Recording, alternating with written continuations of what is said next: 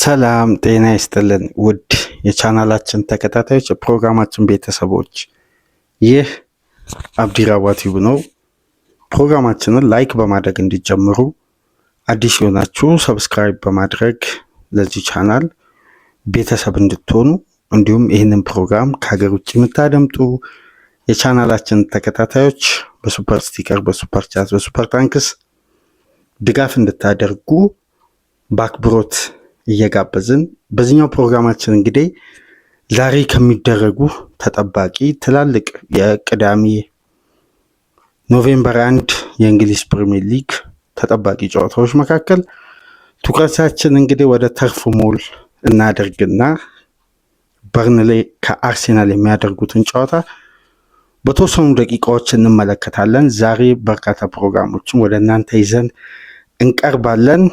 በርንሌ ከአርሴናል፣ እንዲሁም ኖቲንጋም ፎረስት ከማንቸስተር፣ ስፐርስ ከቼልሲ፣ እንዲሁም ሊቨርፑል ከአስቶን ቪላ ጋር የሚያደርጉትን ጨዋታ በአጠቃላይ ስለ እያንዳንዱ ጨዋታ ዝርዝር ጉዳይ እየተመለከትን ወቅታዊ የቡድን መረጃዎችን አካተን ከእናንተ ጋር ምንቆይ ይሆናል። ስለዚህ እያንዳንዱ ፕሮግራም ወደ እናንተ ጊዜና ሰዓታቸውን ጠብቀው ተደራሽ እንዲሆኑ የተወሰኑ ቆይታዎችን በእያንዳንዱ ጨዋታ ዙሪያ የምናደርግ ይሆናል።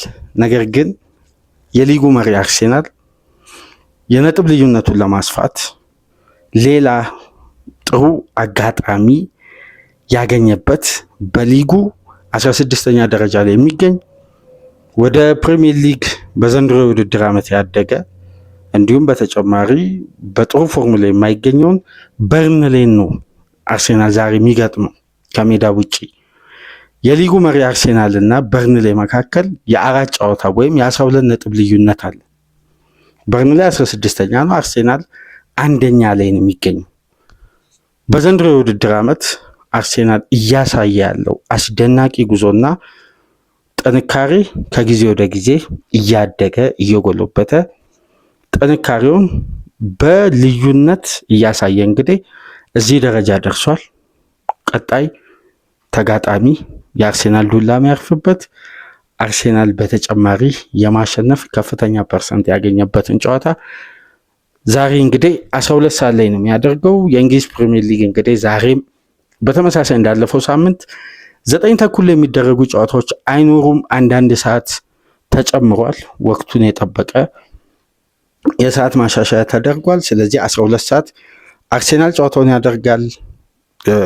በአርሴናል ሰዓት በተመሳሳይ ሰዓት የሚደረግ ሌሎች ጨዋታዎችም አሉ። ብራይተን ከሊድስ፣ ክሪስታል ፓላስ ከብሬንፎርድ፣ ፉላም ኮልቭስ፣ እንዲሁም ሌላ ቻናላችን ትኩረት የሚያደርገው የኖቲንጋም ፎረስት እና የማንቸስተር ዩናይትድ ጨዋታን በተመሳሳይ በአርሴናል እና በርንሌ ጨዋታ ሰዓት ላይ የሚደረግ ነው።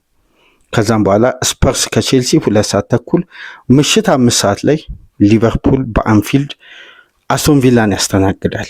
እንግዲህ የሰዓት መሻሻሉንም በዚህ አጋጣሚ ጠቁሙ ለማለፍ ነው። እስቲ የተርፍ ሞሉን ፍልሚያ በተወሰነ መልኩ እንመልከት። የሚካኤል አርቴታ አርሴናል እንግዲህ በአስደናቂ ጉዞ ላይ ነው የሚገኘው። ፍጹም በአስደናቂ ጉዞ፣ አስደናቂ አጀማመር የቀጠለ በጥንካሬው ላይ የሚገኝ አስተማማኝነቱ ምንም ጥያቄ ማይነሳበት ቡድን ቢኖር በዚህን ሰዓት አርሴናል ነው። በሊጉ ብቻ አይደለም፣ በትላልቅ ሊጎችም ለምሳሌ ከአርሴናል ጋር በዚህን ሰዓት በተመሳሳይ መልክ የሚቀጥል ወይም በተመሳሳይ መልክ በሊጉ ላይ ዶሚኔት አድርጎ ሊዘልቅ የሚችል ሌላ ክለብ ብትጠይቁን ምናልባት ከቀድሞ ካለውም ታሪክ ከሚያስመዘግበውም ውጤት ሊጉ ላይ ፍጹም ዶሚኔት ማድረጉን እና በጥራትና በስታንዳርድ አለመመጣጠናቸውን ስናይ ባየር ሙኒክና ፒኤስጂ ልናነሳ እንችላለን። ግን ሁለቱም ክለቦች የየራሳቸው ድክመት አለ። አሁን ወደ ኢሮፒያን ውድድር ሲመጡ ሙኒክ የተከላካይ ክፍሉ ጥያቄ ይነሳበታል። ፒኤስጂ ደግሞ የተጫዋቾች ጉዳት፣ የሙሉ ስብስቡ አለመረጋጋት እና ጥልቀቱ አነስተኛ መሆኑ ጥያቄ ይነሳበታል። አርሴናል ግን እንደነዚህ አይነት ጥያቄ የለባት። አሁን ሙኒክ የተሟላ ቡድን ነው ይላሉ በዚህን ሰዓት። ነገር ግን ሙኒክን የተሟላ ያደረገው የማጥቃቱ ክፍል እንጂ በመከላከሉ በኩል ያለው መዳከም ይታወቃል። ጥንካሬው በዛ ደረጃ አልጎለበትም። ፒኤስጂን ብትመለከቱ የትኛውም ተጋጣሚ ላይ ጎል ያስቆጥራል፣ ግን በተቃራኒው ደግሞ ጎልን የሚያስተናግድ ቡድን ነው። ሙኒክ የፒኤስጂን አይነት ግብ አያስተናግድ እንጂ ሙኒክ ላይም ግብ ይቆጠራል። አርሴናል ግን በሁሉም ዘርፍ ነው ጥንካሬው። ግብ አያስተናግድም፣ ግብ ያስቆጥራል። ያስቆጠረውን ግብ አስጠብቆ መውጣት ይችላል። ውጤት ማስጠበቅ ይችላል። ውጤትን ደግሞ የሚያስጠብቅበት መንገድ ያለውን ጥንካሬ በማጣት ወይም ለተጋጣሚ ተጋላጭ ሆኖ እንደምንም አይደለም ጨዋታዎች እያሸነፈ የሚወጣው። ግብ ቀድሞ ካስቆጠረ አይቆጠርበትም። ቀድሞ ባያስቆጠር እንኳን ጥንካሬውን ይዞ ቀጥሎ ግብ ሳያስተናግድ በየትኛውም የጨዋታ ክፍለ ጊዜ ከረፍት በፊትም ከረፍት በኋላም ግብን ለማስቆጠር የሚቸገር ቡድን አይደለም። የማሸነፊያ መንገዶቹ ሰፊ ናቸው። ትላልቅ ጥንካሬዎች ሌሎች ክለቦች የሌላቸው ጥንካሬዎች አሉ። አርሴናል እንግዲህ የተለየ የዘንድሮ የውድድር ዓመት ዊፐን አለው ካልን ሴት ፒስ ከትላልቅ ክለቦች ጋር ሊነጻጽር የሚችል ወይም ሚዛን ላይ ቢቀመጥ ብናነጻጽር ሊነጻጽር የሚችል ኳሊቲዎችን እየለየን ብናወጣ የትኛውም ቡድን እንደ አርሴናል አሁን በፕሪሚየር ሊጉ ብቻ ሳይሆን በአምስቱ ትላልቅ ሊግ የሴት ፒስ ጥንካሬ የለውም። ይሄ ደግሞ የቡድኑ አንዱ ጥንካሬ ማሳያ ነው፣ የማሸነፊያ መንገድ። ምክንያቱም ጌም ኦፍ ስቴት ላይ ተጋጣሚን ለመርታት የግድ የተጋጣሚን ድክመት መጠበቅ ወይም ክፍተት መፈለግ አይደለም።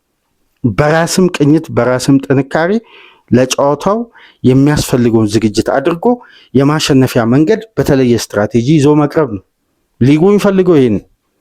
በጥንካሬ ላይ ደግሞ ያለ ቡድን ራሱን የሚያጎለብትበትና ከጨዋታ ጨዋታ የሚያሻሽልበት መንገድ ሁሌም በጨዋታ ላይ ዩኒክ ሆኖ እንዲታይ ዋና ምክንያት ይሆናል። ስለዚህ አርሴናል እነዚህን ሁሉ ጥንካሬዎች ይዞ ነው በሊጉ የጀመረው። የያዘውን ጥንካሬ ደግሞ ያስቀጠለም ብቸኛ ቡድን ነው።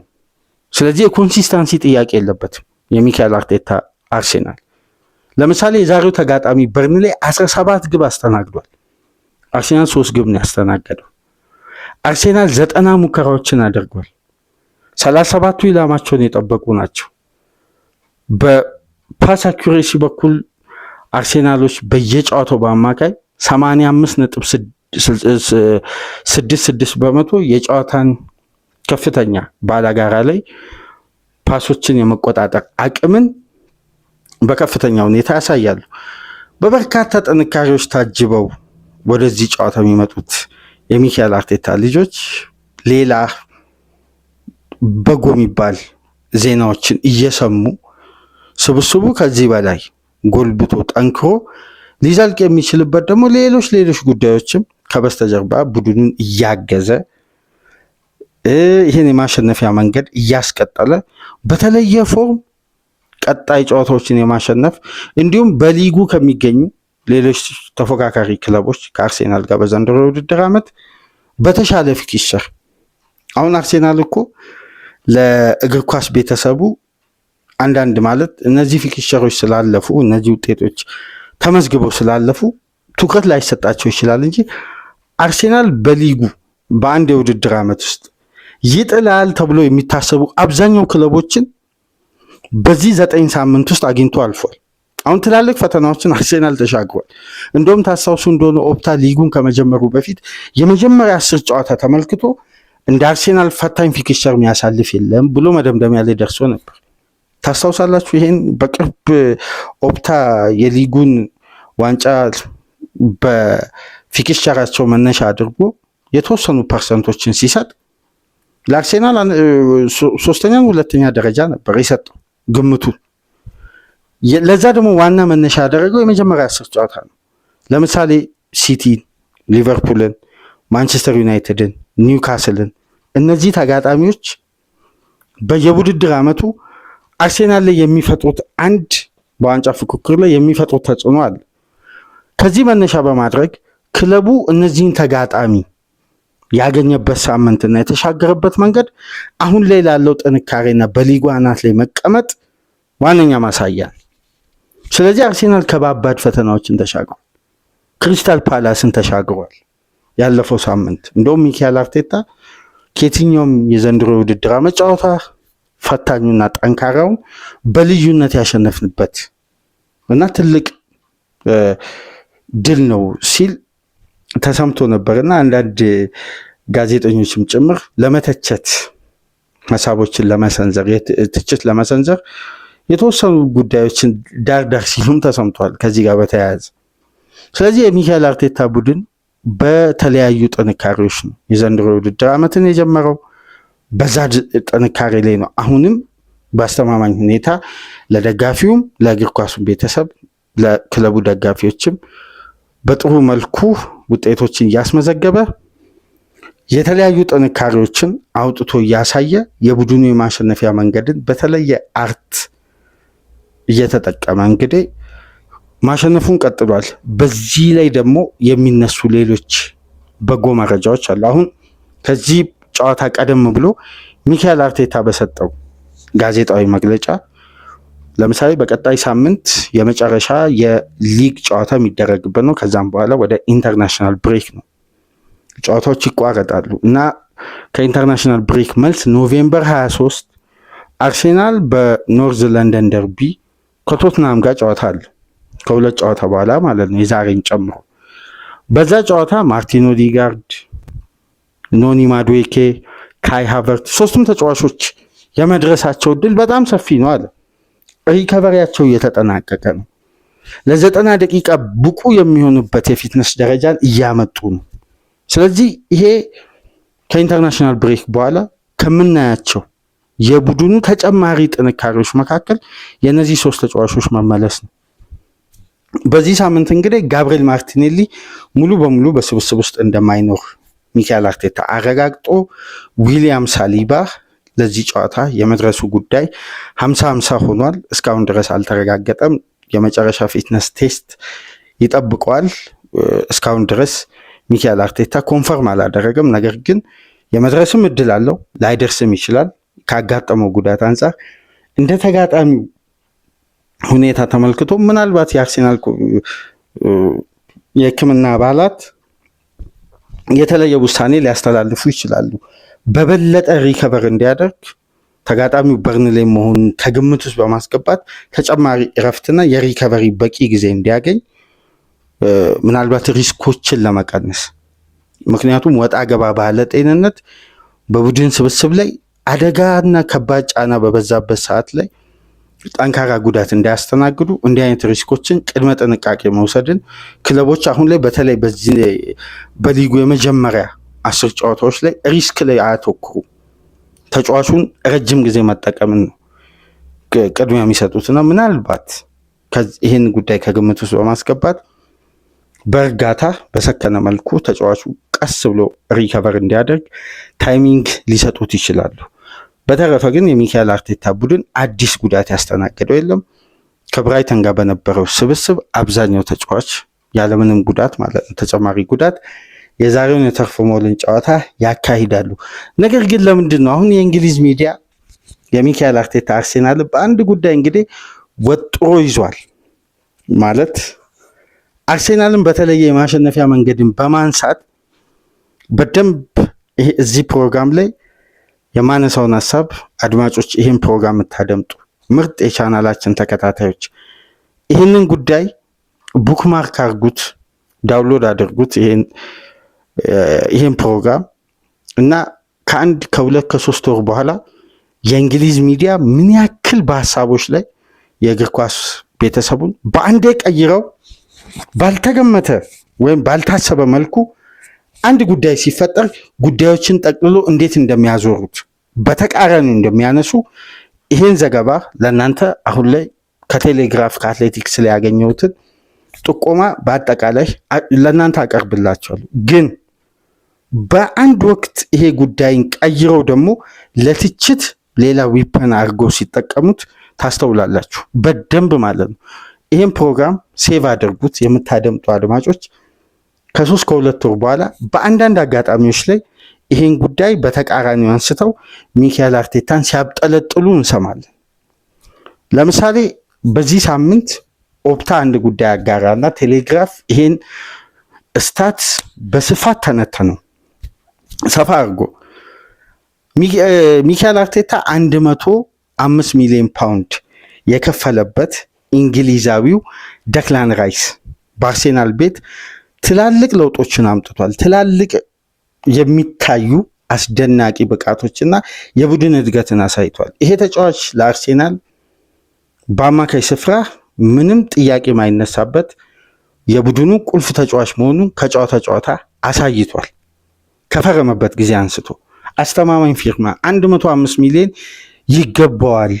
በዘንድሮ ማርኬት በ2025 26 የሳመር የዝውውር መስኮት ቢሆን ኖሮማ ከዚህ በላይ ገንዘብ በብዙ መልኩ ያወጣል። ከፍ ባለ ሂሳብ ያወጣል። ወደ 140-150 ሚሊዮን ፓውንድ ያወጣል። ምክንያቱም ከሁለት ዓመት በፊት አርሴናል ይሄን ክፍያ ሲከፍል ከደክላን ራይስ ምን ሊያገኝ እንደሚችል ሚካኤል አርቴታ ተማምኖ ነው። ዛሬ ላይ ራይስን በተለየ የአርሴናል ቤት የፈጠራቸውን ለውጦች አንዱን ነጥሎ በማውጣት አርሴናልን እንደ ቡድን የማሸነፊያ መንገዱን ያደነቁ፣ ለዚህ የማሸነፊያ መንገድ ደግሞ መገኘትና ምንጭ የሆነው ደክላን ራይስን እያሞካሹ ነው የሚገኙት። አድማጮች በደም እዚህ ጋር አንድ ጉዳይ መመልከት ያለባችሁ፣ አርሴናልን በሴት ፒስ የእንግሊዝ ሚዲያ ሲያደንቅ አትቀበሉ። 100% የአርሴናል ደጋፊዎች ለራሳቸው የትችት መንገድ የተለያዩ ስትራቴጂዎችን እየፈጠሩ በተለያየ መልኩ የአርሴናል የማሸነፊያ መንገድ ሴት ፒስ ነው የሚሉት፣ እየደመደሙ ነው። መደምደሚያ 4 ነጥብ። ይሄ በጭራሽ ሊሆን አይችልም። አርሴናል ተጋጣሚን ለማስከፈት የሚጫወትበትን ሲስተም ለምሳሌ ያለፉትን ፊክቸሮች ከተመለከታችሁ በጣም የኮምፓክት ቡድንን አርሴናል በተደጋጋሚ እያገኘ ነው። ፉላም፣ ፓላስ፣ ዌስትሃም ኮምፓክት ስትራክቸር ነው። ስለዚህ እነዚህ ክለቦችን ለማስከፈት አርሴናል ስሩ ቦልን፣ ዳይሬክት አታክን ስፔስ ሊያገኝ አይችልም። ስለዚህ የተገኘውን የቆመ ኳስ መጠቀም አንዱ የማሸነፊያ መንገድ ነው። ይሄ 100% ትክክለኛ የጨዋታ ስታይል ነው እነዚህን ክለቦች ለማሸነፍ። ምክንያቱም ኮምፓክት ቡድንን አሁን በሊጉ ለማስከፈት በጣም ፈተና ሆኗል። በጣም የፕሪሚየር ሊግ እግር ኳስ በነገራችን ላይ በዘንድሮ የውድድር ዓመት ኢንተርቴኒንግ ጌሞችን አንመለከትም። በቁጥር ብንጠቅስ ነው። ለምሳሌ ፓላስ እና በርንማውዝ እስካሁን ካየነው ምርጥ ጨዋታ 3-3 የተለያዩበት የራዮላ እና ኦሊቨር ግላስነር ጨዋታ ለእኔ እስካሁን ኢንተርቴኒንግ ጌም ብዬ በተናጠል ማውጣው ያን ጨዋታ ነው። በቃ ለእግር ኳሱ ቤተሰብ የሁለት ክለቦች ተመጣጣኝ ፉክክር፣ ያኛውን ቡድን ያጠቃል፣ ይሄም የኳሱ ፍሰት ጤናማ በሆነ እንቅስቃሴ። ከአርሴናል ጋር አንድ ተጋጣሚ ሲመጣ ስትራክቸሩ ሎ ብሎክ ሆኖ ስፔሶች የማይከፍት ከሆነ ስፔስ ለማስከፈት ቴክኒካሊ ያለውን አቅም ቡድኑ ይጠቀማል። በነዛ የማጥቂያ መንገድ ውስጥ ደግሞ የተገኙ የቆሙ ኳሶችን ያስቆጥራል። ስለዚህ ይሄ እግር ኳስ ውስጥ ተጠልቶ ወይም ተተችቶ የሚታለፍ ነገር አይደለም። ግን ነጮቹ የሚያደንቁት ለራሳቸው ስትራቴጂክ የሆነ የማድነቅ ስታይል ነው። ይህን የምለው አንድ በቴሌግራፍ ዘገባ ላይ በአንድ ዘገባ መጀመሪያ አካባቢ ያነሱት ጠንካራ ሀሳብ ስላለ ማለት ለነገ የሚያመች አሁን ከ2024 ከጃንዋሪ አንስቶ በፕሪሚየር ሊጉ እንደ ደክላን ራይስ ከሴት ፒስ አሲስት ያደረገ ተጫዋች የለም። 10 ኳስ። ከሱ በመቀጠል የሚገኘው አሌክሲስ ማካሊስተር ነው። 5 ብሩኖ ማክኒል፣ ኢላንጋና አንድሬስ ፔሬራ 5 አደረጉ። ሁሉንም ተጫዋቾች ደክላን ራይስ በእጥፍ ይበልጣል ማለት ነው። ተውት በሊጉ በአምስቱ ትላልቅ ሊግ ደክላን ራይስ አንደኛ ነው። ከሱ በመቀጠል ላሚን ካማራ ነው ሁለተኛ በ8። ከዛ እነ ሚላ አሉ፣ የተለያዩ ተጫዋቾች አሉ። አሊያንድሮ ግሪማልዶ አለ የሌቨርኩዘኑ። እነዚህ ተጫዋቾች 7፣ 8፣ 6 እያለ ይቀጥላል። በአምስቱ ትላልቅ ሊግ እንኳን ደክላን ራይስ አንደኛ ነው። ግን እዚህ ጋር ነው አሁን ቅድም ያነሳሁት ሀሳብ። ይሄ ስትራቴጂ የማድነቅ አርሴናል የማደናነቅ ስታይል በውጮቹ በዚህ ደረጃ የአርሴናልን ሴት ፒስ ረቂቅ ነው ብሎ ካደነቁ ነገ ለመተቸት የሚያመች ስትራቴጂ እያዘጋጁ ነው። አሁን ለምሳሌ አርሴናል ክፍት ከሆነ እንቅስቃሴ ግቦችን ሲያስቆጥር ቆይቶ ከሴት ፒስ በአንድ ጨዋታ ግብ ባያገኝና በርካታ የቆሙ ኳሶችን ቢያገኝ ለመተቸት የሚያመች አንድ ሀሳብ አንስተዋል። ምን መሰላችሁ? ዴክላን ራይስ በአምስቱ ትላልቅ ሊግ ከየትኛውም ተጫዋች በላይ የሱ የሴት ፒስ ኳስ በቀጥታ ተቆጥሮ ወደ ነጥብነት በመቀየርና በርካታ ነጥብ በማሳካት ከራይስ በተገኙ ኳሶች አርሴናል ያሸነፈባቸው ጨዋታዎች በአማካይ ተሰልተው 4.9% በቡድኑ ድል ላይ ይዘዋል ይላል። ይሄ ማለት ከውስጥ መስመር የተጻፈውን ደግሞ ተጨማሪ ዘገባ ስንመለከት ራይስ ከሌለ ታዲያ የሴት ፒስ ኳስ አርሴናል ቤት የትኛው ተጫዋች ነው ባደረገው አሲስት አርሴናል ከፍተኛ ዊኒንግ ፐርሰንት ያገኘው ወይም ካገኛቸው ነጥቦች ውስጥ ከአንዱ ተጫዋች ኮርና ክሮስ ተደርጎ አርሴናል ያሳካው ነጥብ ይልና ወደ 12ኛ ደረጃ ይወርድና ቡካዮ ሳካን ያገኛል 2.5% ከግማሽ በታች ማለት ነው።